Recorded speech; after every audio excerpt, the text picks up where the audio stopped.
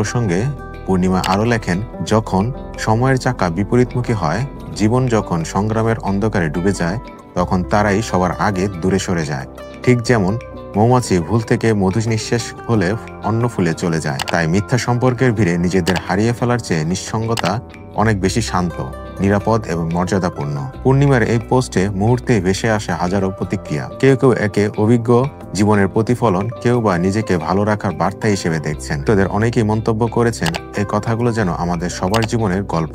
আরেকজন লিখেছেন, পূর্ণিমা শুধু অভিনেত্রী নন, তিনি এক দার্শনিক মনের মানুষ। সম্প্রতি পূর্ণিমা বেশ কিছু টেলিভিশন নাটক, বিজ্ঞাপন ও রিয়েলিটি শোতে উপস্থিত হয়েছেন। পাশাপাশি তিনি কয়েকটি নতুন সিনেমা নিয়েও প্রস্তুতি নিচ্ছেন। তবে ব্যক্তি জীবন নিয়ে তিনি বরাবরই কম কথা বলেন। ফলে এই দার্শনিক পোস্টে অনেকেই তার জীবনের ব্যক্তিগত দিক নিয়ে নতুন করে আগ্রহ দেখাচ্ছে। পূর্ণিমার এই বার্তা শুধু সম্পর্কের বাস্তবতা নয়, বরং নিজেকে ভালো রাখার এক নীরব আহ্বান হিসেবেও দেখা হচ্ছে। এক নেটিজেনের ভাষায়, পূর্ণিমার এই পোস্ট আমাদের শেখায়, কখনো কখনো একা থাকাই আসল শক্তি।